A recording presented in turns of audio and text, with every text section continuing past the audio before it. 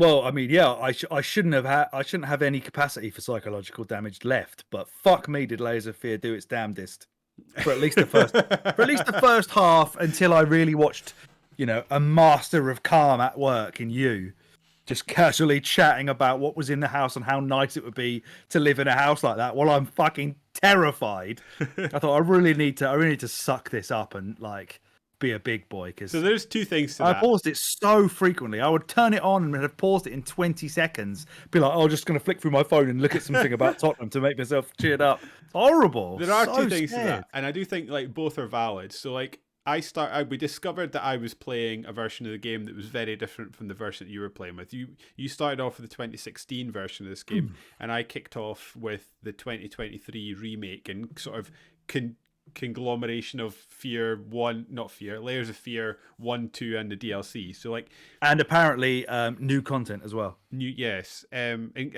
characters that are not in the 2016 version of the game. Yeah. So and they had redone it. You said the first one's in Unity, the second one, Layers of Fear, is in Unreal Engine. Yeah.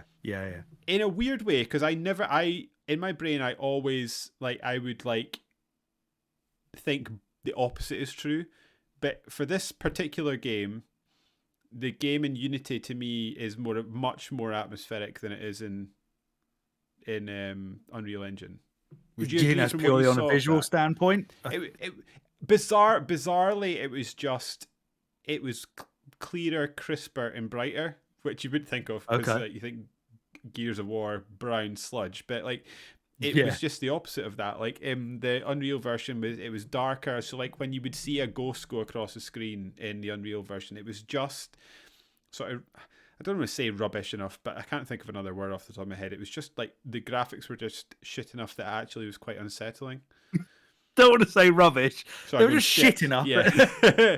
And then beyond that, Yeah, I can understand that. Like there is an element of like vaselining up something to make it like smudged, like but there's more bits visually where appealing. like a sort of ethereal figure will go from one door to another and they'll sort of jitter across the screen in that sort of like old school like Japanese horror kind of way. Of course. They do not do that in the remake. They'll just sort of like run across and they look a bit see-through and they're just not as scary for some reason.